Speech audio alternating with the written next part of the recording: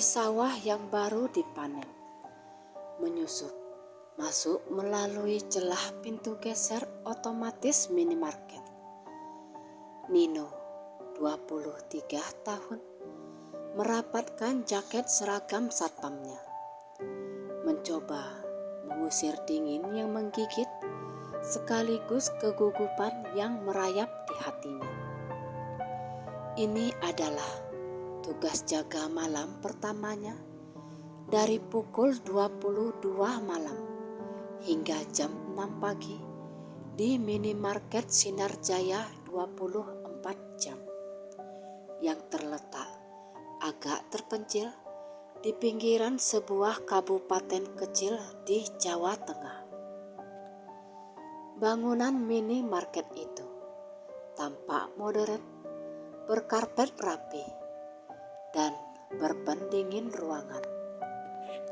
Namun, lokasi di seberang lapangan kosong dan dikelilingi rimbunnya pohon jambu air di sisi timur, memberi aura sunyi dan misterius.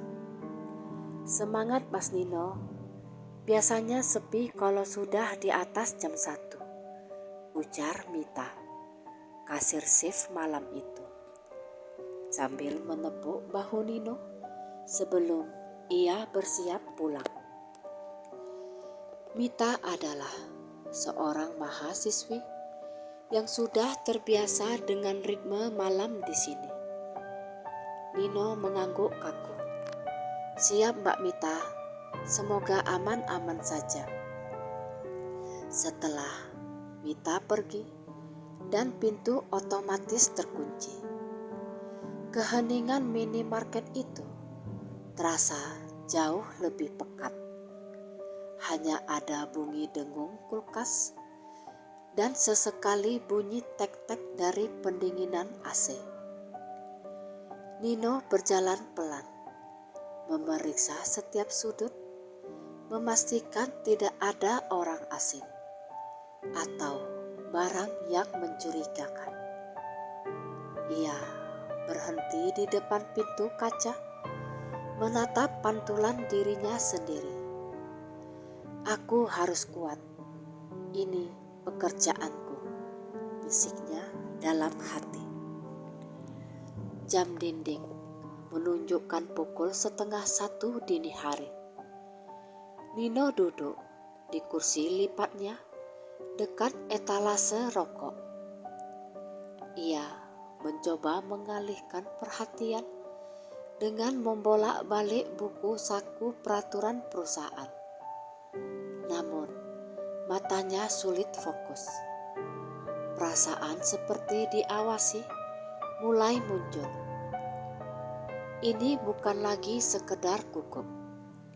Ini adalah sensasi dingin yang menusuk di belakang leher.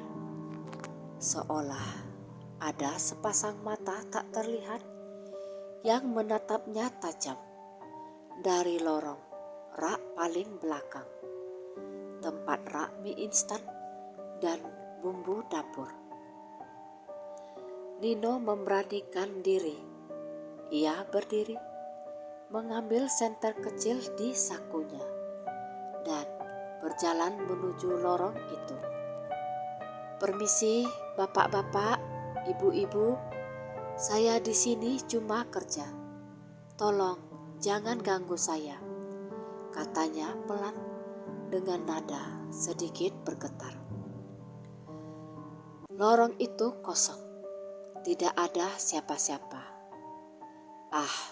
Mungkin cuma perasaanku saja, pikir Nino, berusaha berpikir rasional. Ia kembali duduk. 15 menit kemudian, sesuatu yang lebih nyata terjadi. Srek, srek. Suara itu terdengar jelas dari lantai 2. Minimarket ini memiliki gudang penyimpanan di lantai atas yang hanya bisa diakses dengan tangga kecil di belakang kasir. Lampu gudang selalu dimatikan karena tidak ada aktivitas malam di sana. Nino menegakkan badannya. Suara itu seperti gesekan karung beras di lantai keramik. Disusul suara seperti kelereng yang menggelinding. Jantung Nino berdetak lebih cepat. Ia tahu betul tidak ada orang di lantai atas dan gudang itu tidak berventilasi, sehingga tidak mungkin ada tikus sebesar itu. Ia meraih handy-talkie yang ada di meja kasir. Ia ingin memanggil koordinator lapangan, tetapi ia takut dianggap berlebihan di malam pertamanya. Nino mengambil nafas dalam-dalam. Hanya imajinasi, ulangnya mencoba meyakinkan diri. Ia kembali menoleh ke arah tangga gudang. Tiba-tiba dari balik tirai hitam yang menutupi tangga terdengar suara tawa kecil. Tawa itu melengking seperti suara anak perempuan yang bermain, namun diselimuti nada yang sangat tua dan kering. Tawa itu membuat bulu kuduk Nino meremang. Tawa itu berhenti sejenak, lalu disusul dengan bisikan pelan yang terdengar tepat di telinga kirinya. Padahal ia masih duduk sendirian di meja kasir. "Pulanglah nak, jangan di sini." Nino nyaris melompat dari kursinya. Ia menoleh ke kiri dan tidak ada apa-apa. Ia mengusap telinganya seolah ingin menghilangkan suara bisikan yang dingin itu. Pandangannya tertuju pada rak minuman di pojok. Sebuah kaleng soda rasa jeruk tiba-tiba terjatuh dari rak paling atas tanpa disentuh. Kaleng itu menggelinding pelan di lantai karpet. Pintu lemari es minuman yang baru saja ia periksa tiba-tiba terbuka sendiri dengan keras, mengeluarkan kepulan uap dingin dan suara alarm pintu terbuka yang nyaring. Nino terdiam membeku. Keringat dingin mulai membasahi punggungnya. Ia melihat pantulan dirinya di pintu lemari es yang terbuka. Wajahnya pucat pasi, matanya membelalak ketakutan. Ia mulai gemetar dan rasanya ingin lari. Ingin rasanya ia membuka paksa pintu dan segera pulang.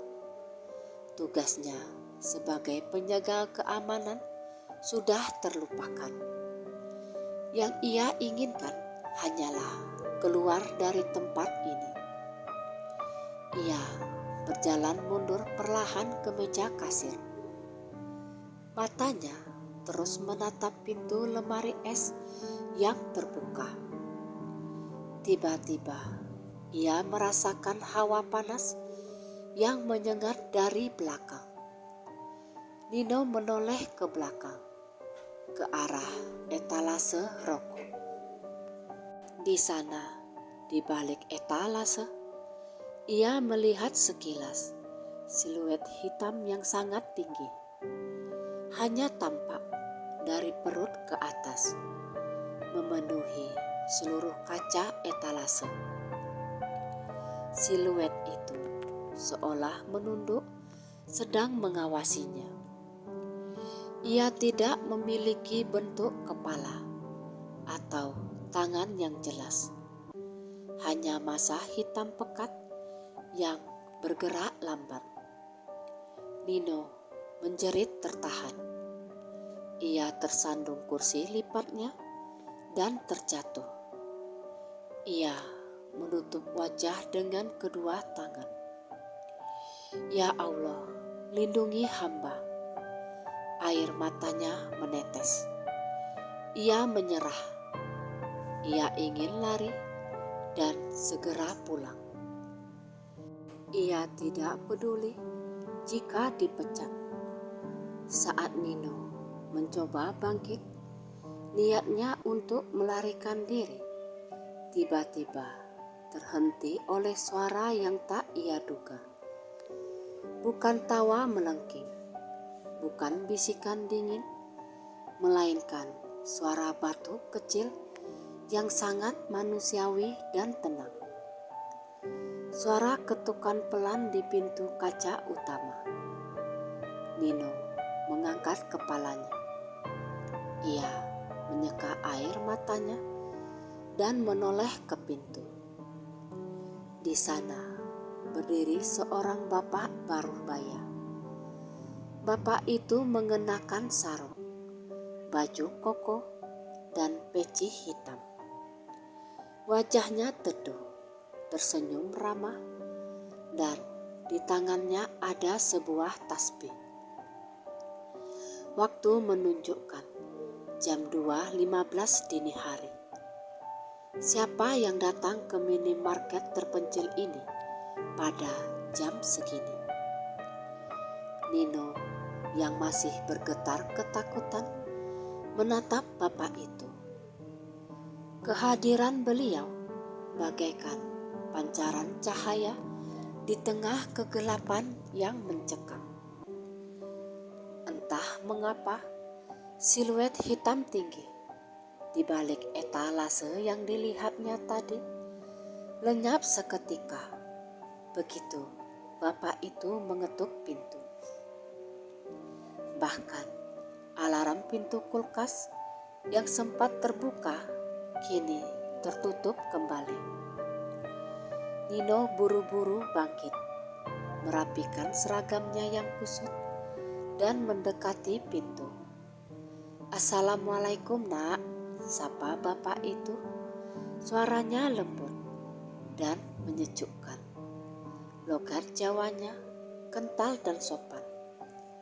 "Waalaikumsalam, Bapak," jawab Nino sedikit tercekat. "Maaf, minimarket sudah tutup. Kami tidak melayani pembelian di atas jam 1 malam." Bapak itu tersenyum simpel. Senyumnya begitu menenteramkan hingga membuat separuh ketakutan Nino mencair. "Oh, begitu ya, Nak. Gak apa-apa. Bapak hanya ingin bertanya, apa kamu baik-baik saja?" Nino mengerutkan dahi. "Maksud Bapak?" "Wajahmu pucat sekali, Nak. Sepertinya kamu baru saja terkejut.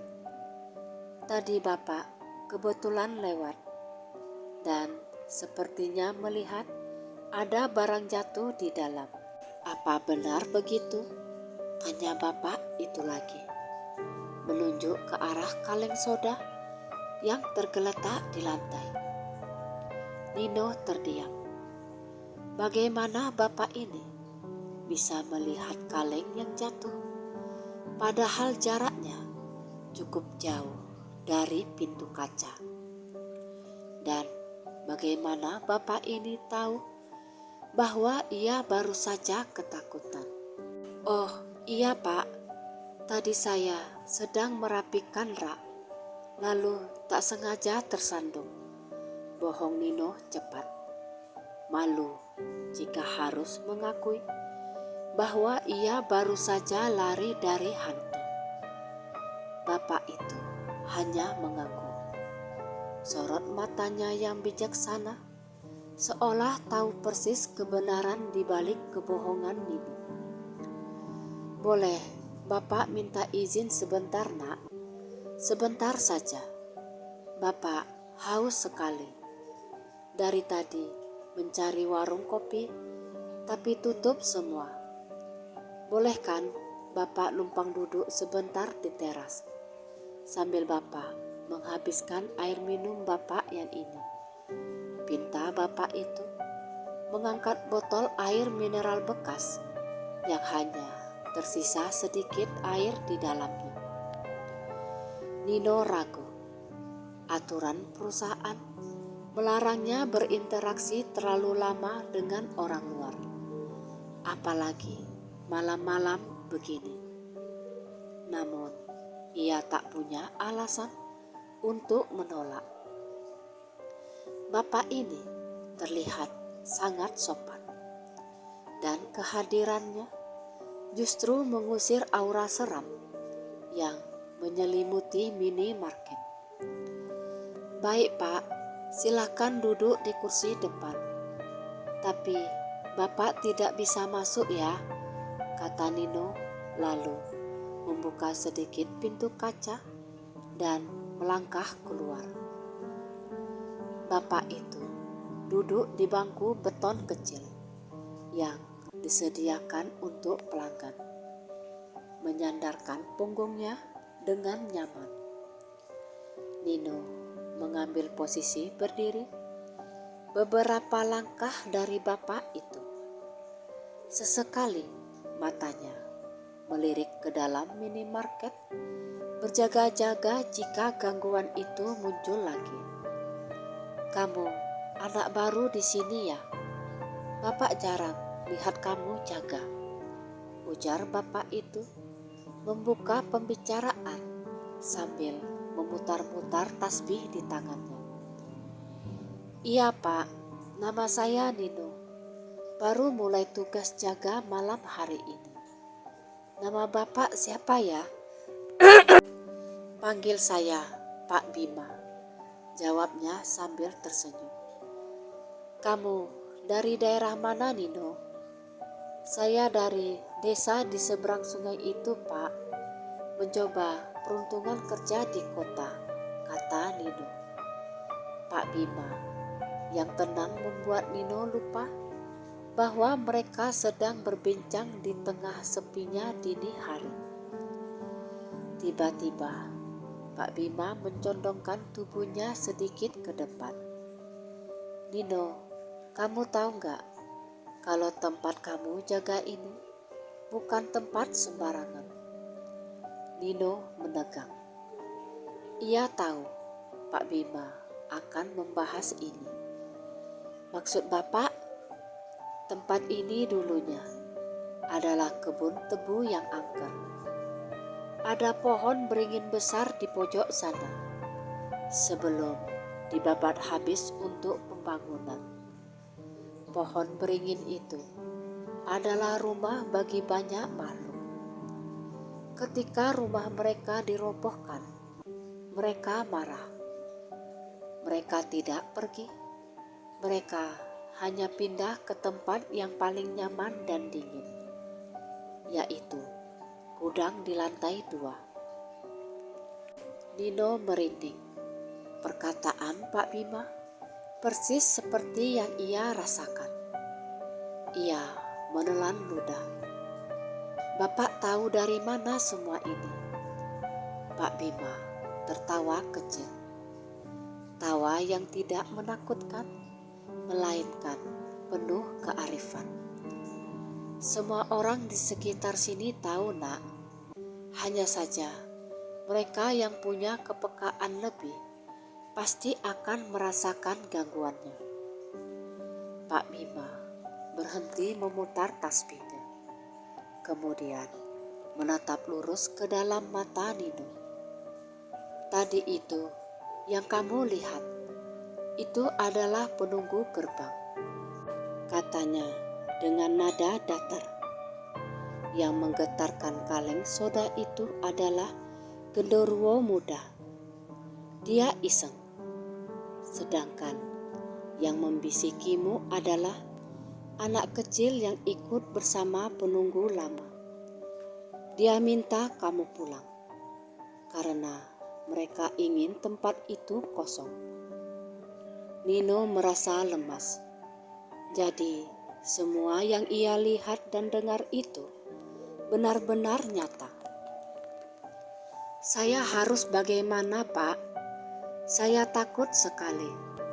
Saya nyaris pulang tadi, ujar Nino dengan suara berbisik, jujur dari lubuk hatinya. Pak Bima kembali tersenyum. Kamu sudah melakukan hal yang benar, Nak. Kamu tadi menyebut nama Allah. Itu adalah perlindungan terbaik.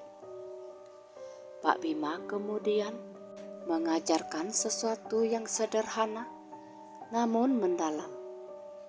Dengarkan Bapak Nino, semua makhluk ciptaannya, baik yang terlihat maupun tidak, itu setara. Mereka hanya berbeda alam. Mereka mengganggu karena dua alasan. Satu, karena merasa terganggu. Atau dua, karena mereka tahu kamu takut. Mereka memakan rasa takut, dan semakin kamu takut, semakin besar energi mereka untuk menampakkan diri. Pak Bima kemudian menyarankan Nino untuk melakukan beberapa hal. Selalu ingat dan sebut nama Tuhan. Ucapkan bismillah sebelum bergerak, istighfar saat merasa takut. Jagalah kebersihan hati dan lingkungan, karena mereka tak suka tempat yang wangi dan damai. Dan jangan pernah tinggalkan tempat tugasmu, karena tugasmu adalah menjaga rezeki keluargamu. Mereka akan menghormati orang yang teguh pendiriannya. Lalu, bagaimana dengan yang ada di atas itu, Pak? Apakah mereka akan terus mengganggu saya? Pak Bima menghela nafas. Mereka akan mencoba lagi. Mereka tak suka jika ada orang yang berani melawan. Tapi kamu tidak sendirian. Ada yang diperintah untuk menjaga orang-orang yang taat dan bekerja keras. Hanya saja mereka tidak pernah menampakkan diri.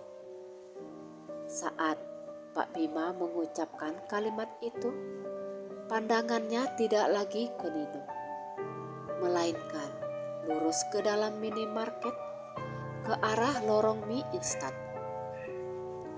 Ekspresi wajahnya berubah sedikit serius.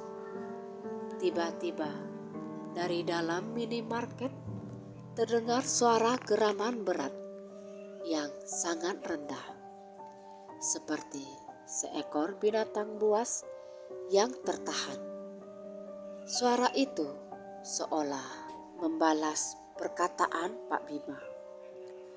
Nino langsung pucat dan menoleh ke belakang. Ia nyaris berteriak, tetapi Pak Bima hanya memejamkan mata sejenak, menggerakkan bibirnya tanpa suara, lalu melanjutkan memutar tasbihnya. Keheningan kembali. Geraman itu hilang.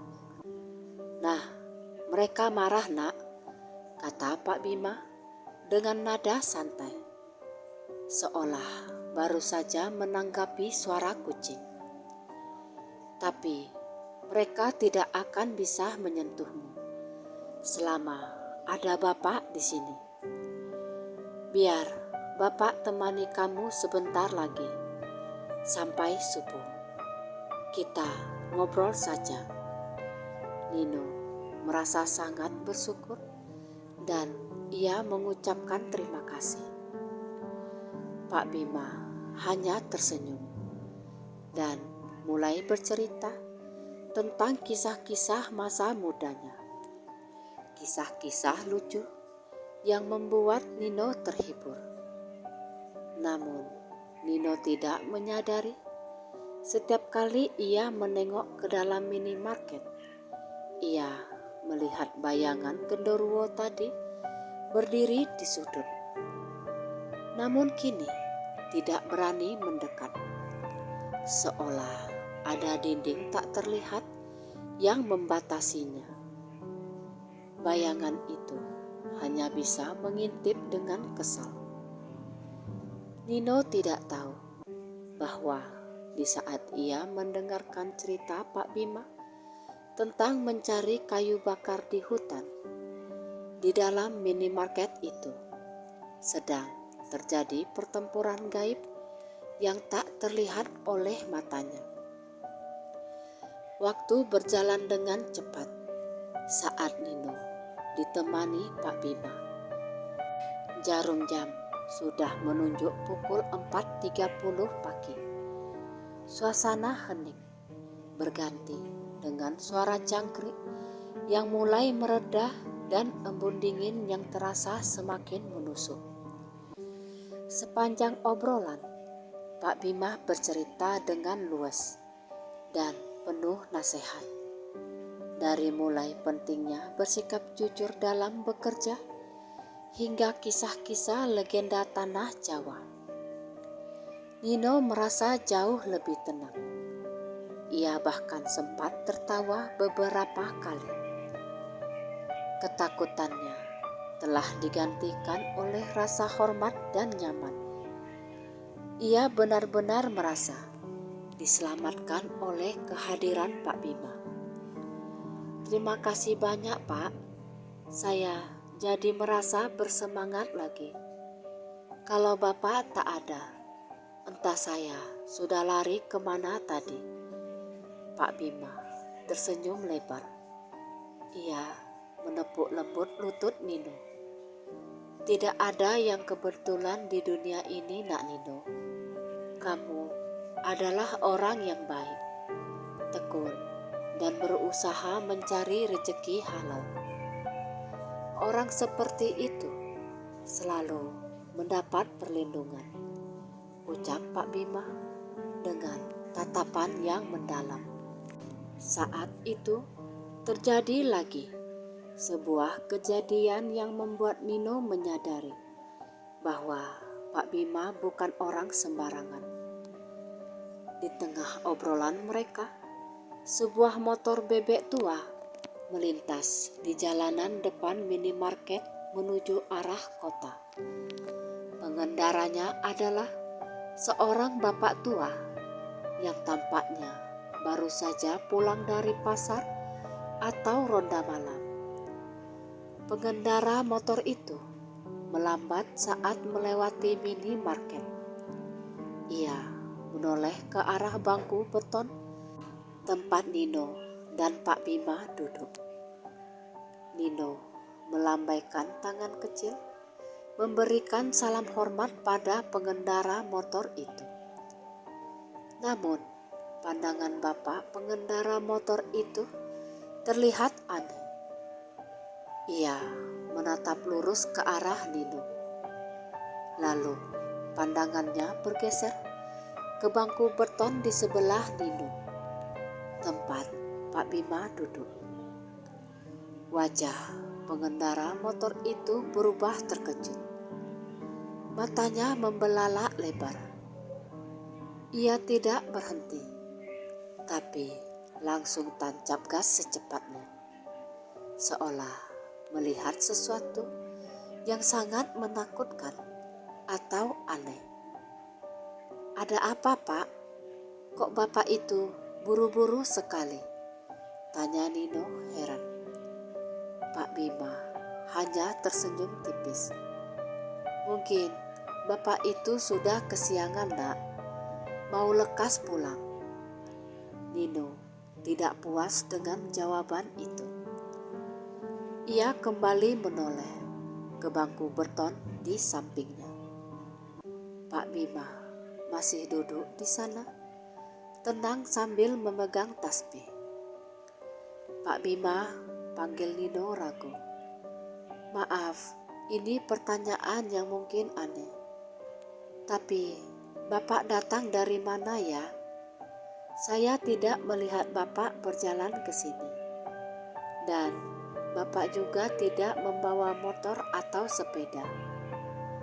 Bapak juga bilang sedang mencari warung kopi. Tapi kok Bapak tidak terlihat membawa dompet atau tas? Pak Bima menghentikan gerakan tasbihnya. Ia memandang langit timur yang mulai tampak sedikit kemerahan. Tanda subuh akan tiba. Pertanyaan yang bagus, Nino. Sekarang mari Bapak tanya balik. Selama Bapak di sini, apakah kamu masih mendengar tawa melengking, bisikan, atau melihat bayangan hitam tinggi lagi? Nino menggeleng cepat. Tidak, Pak, sama sekali tidak. Rasanya semua gangguan itu hilang total setelah Bapak datang. Nah, itu jawabannya, Nak, kata Pak Bima. Suaranya kini terdengar penuh otoritas dan kebijaksanaan yang kuno. Dunia ini diisi oleh miliaran makhluk, Nino. Manusia adalah salah satunya. Tapi ada yang lain yang Allah ciptakan dari api yang disebut jin. Nino mulai merasakan bulu kuduknya merinding lagi. Kali ini bukan karena takut pada hantu, melainkan karena kewibawaan yang luar biasa dari Pak Bima. Jin itu ada yang baik, ada yang jahat, sama seperti manusia. Mereka bisa berbentuk apa saja, bahkan menjadi angin, atau seperti yang kamu lihat tadi, menjadi seorang bapak tua yang haus di depan minimarket. Jelas Pak Bima. Matanya berkilauan dalam remang-remang pagi. Nino mundur selangkah.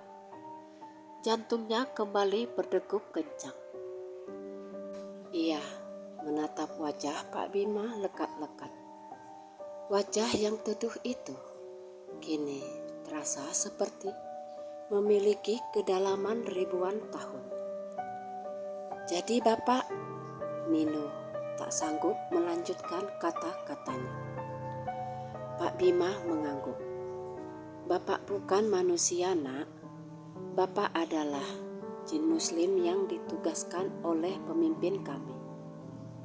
Bapak tahu kamu akan mendapat ujian berat di sini. Karena kamu adalah anak muda yang jujur dan sedang memulai langkah hidup. Tempat ini memang dikuasai oleh jin-jin yang suka mengganggu manusia. Ketika kamu tadi menjerit dan menyebut asma Allah, permohonanmu didengar. Kami, para jin yang taat, diperintahkan untuk menolong. Tugas Bapak adalah menjadi perisai untukmu, agar mereka tidak berani mendekat dan menggodamu untuk lari dari pekerjaanmu. Pak Bima menjelaskan bahwa pengendara motor tadi yang tampaknya memiliki kepekaan mata batin mungkin tidak melihatnya sebagai seorang bapak tua bersarung, melainkan sebagai sosok jin yang perkasa yang sedang menjaga manusia. Itulah sebabnya ia terkejut dan lari. Nino terdiam lama. Ia memproses semua informasi ini. Anehnya, ia tidak merasa takut, melainkan terharu dan takjub. Ia baru saja ditemani mengobrol oleh seorang jin muslim yang bertugas melindunginya. Terima kasih banyak Pak Bima. Saya tak tahu harus berkata apa, kata Nino. Pak Bima berangkat dari duduknya. Ia kini berdiri tegak, jauh lebih tinggi dari perkiraan Nino sebelumnya. Aura damai menguar darinya. "Kamu sudah aman, Nak. Pagi sudah tiba. Tugas Bapak selesai. Ingat pesanku tadi.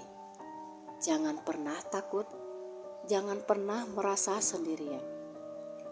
Mereka hanya bisa mengganggu, tapi tidak bisa membunuh atau melukaimu, kecuali atas izin Allah. Selama kamu teguh dalam ibadahmu dan jujur dalam pekerjaanmu, perlindungan itu akan selalu ada, meski Bapak tak hadir dalam wujud ini." Bima melangkah 2 langkah ke depan, menuju tepi jalan. "Pak Bima, apakah saya akan melihat Bapak lagi?" Pak Bima menoleh. Senyumnya kini terasa sangat menenangkan. "Mungkin iya, mungkin juga tidak. Tapi kalau kamu butuh perlindungan, ucapkan saja. Salam untuk Pak Bima dan saudara-saudaranya. Kami akan tahu." Tepat saat azan subuh mulai berkumandang sayup-sayup dari kejauhan, Pak Bima mengangkat tangan kanannya, melambaikannya sebagai salam perpisahan. Nino memejamkan mata sejenak, meresapi dingin dan suara azan. Ketika ia membuka matanya, bangku beton itu kosong. Pak Bima telah lenyap tanpa jejak. Tidak ada suara langkah, tidak ada gema, seolah ia tak pernah ada. Nino kini berdiri sendirian, tetapi rasa takutnya benar-benar hilang, berganti dengan keberanian dan keyakinan yang luar biasa. Nino masuk kembali ke dalam minimarket. Udara pagi terasa lebih hangat dan membawa aroma embun. Ia berjalan melewati lorong-lorong yang sebelumnya terasa mencekam.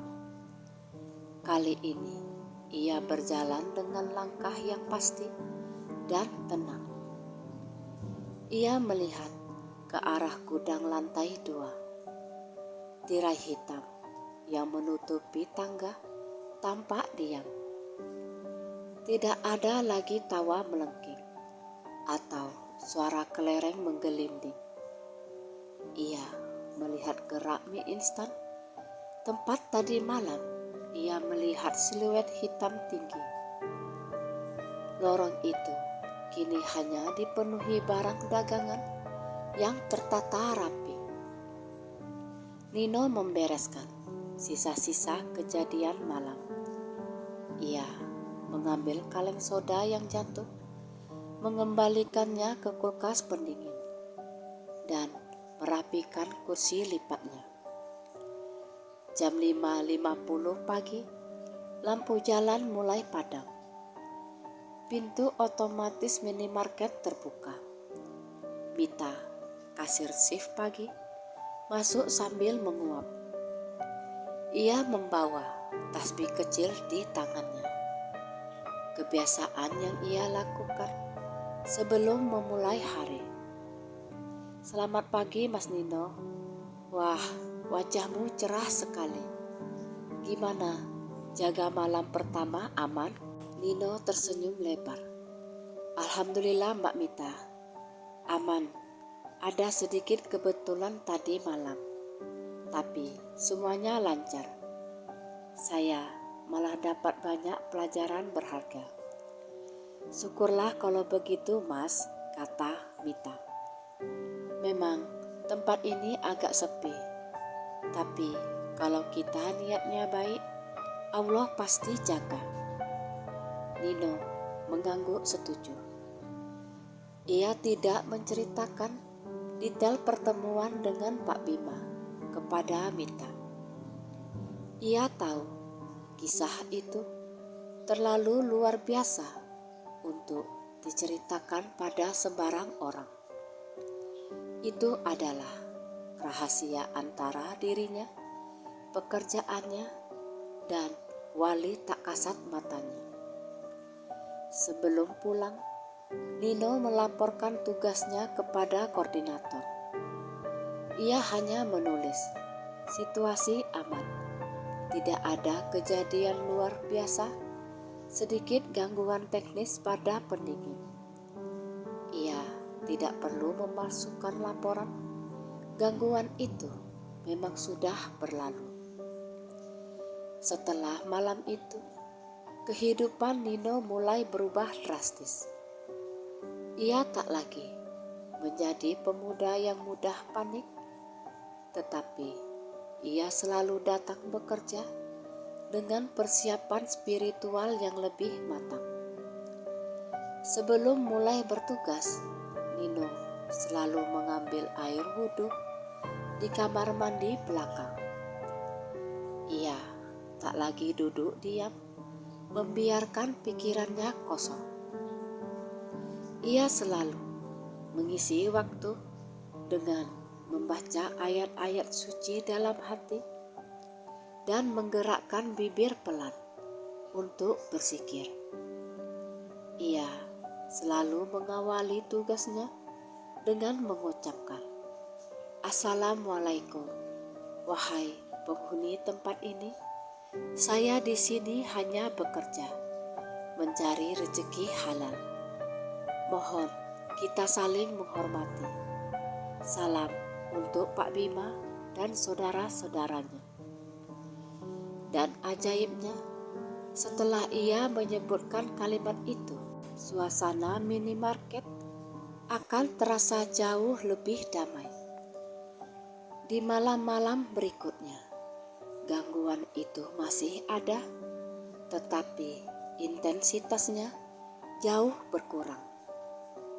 Kadang ia mendengar suara langkah kaki dari gudang. Kadang ia melihat bayangan sekilas di ujung lorong. Namun, kini bayangan-bayangan itu hanya berani mengintip, tidak lagi berani mengganggunya secara frontal. Mereka seolah tahu ada perlindungan yang menjaga Nino. Suatu malam, saat ia sedang duduk sambil memutar tasbih yang baru ia beli, ia merasakan hembusan angin dingin menyentuh pipinya, disusul dengan bisikan yang sangat pelan. Namun kali ini, bisikan itu terdengar jauh lebih hormat. "Teruskan tugasmu, nak. Jangan takut, kami bersamamu." Waktu terus berlalu. Nino tak lagi sekedar menjadi satpam, tetapi ia menjadi satpam yang paling diandalkan dan paling berani di antara rekan-rekannya. Ia tidak pernah absen, tidak pernah terlambat, dan selalu menyelesaikan tugasnya hingga fajar menyingsing. Berkat dedikasi dan kejujurannya, dalam waktu 2 tahun, Nino mendapat promosi. Ia diangkat menjadi chief security untuk area kabupaten dengan gaji yang jauh lebih baik. Ia tak lagi harus mengambil tugas jaga malam sendirian di minimarket terpencil itu. Nino bisa menabung. Ia menikahi gadis pujaannya dari desa seberang sungai. Dengan tabungannya, ia berhasil membangun rumah kecil sederhana untuk orang tua dan dirinya. Semua itu berkat keberaniannya menghadapi malam pertamanya dan bantuan tak terduga dari wali tak kasat mata. Nino sadar pengalaman mistis yang nyaris membuatnya ketakutan itu justru menjadi titik balik dalam hidupnya. Ia belajar bahwa keberanian sejati bukanlah ketiadaan rasa takut, melainkan tekad untuk terus melangkah maju meskipun dihantui rasa takut. Dan yang terpenting, ia belajar bahwa di tanah Jawa yang penuh misteri ini, kekuatan terbesar bagi seorang hamba yang jujur bukanlah senjata atau otot, melainkan iman dan ketulusan niat. Karena mereka yang beriman dan berbuat baik selalu memiliki perlindungan yang siap siaga, bahkan dari alam yang tak kasat mata. Setiap kali ia lewat di depan minimarket Sinar Jaya 24 jam itu, Nino selalu tersenyum.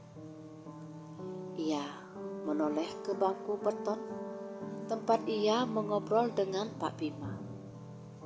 Nino berhenti sejenak, memejamkan mata, dan dalam keheningan hatinya, ia berkata, "Terima kasih Pak Bima. Semoga damai selalu menyertai Bapak dan saudara-saudara sekalian."